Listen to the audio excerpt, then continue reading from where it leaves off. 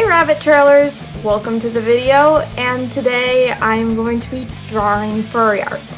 My name is Hope. I am a comic illustrator that typically draws humans and not much animals, so this is going to be a challenging video, but one of you did request a art challenge, and I intend to take up the challenge and work on some furry art.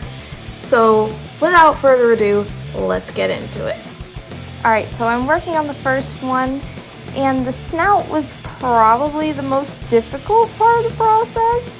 I definitely need to work on my furry art skills because it was a little difficult, but that's okay because I have 4 drawings here that I'm going to be practicing with. And I added her little tail. I think it turned out super cute.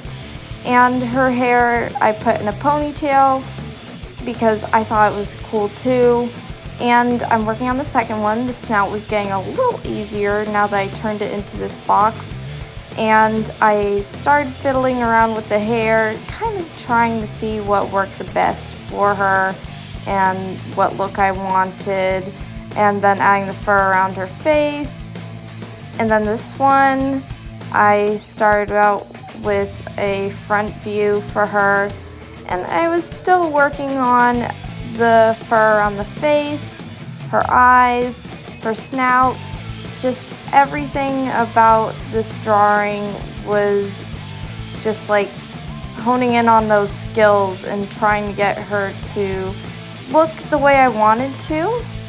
And then the angle on this side of her face was a little difficult, not gonna lie, but I did manage to pull through and make this look somewhat like I wanted to. I made it a little bit of a bigger illustration to work with a little bit more, and I think it worked a little bit better.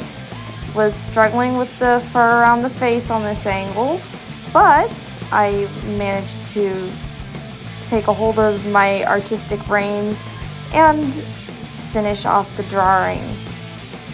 And here's what it looks like.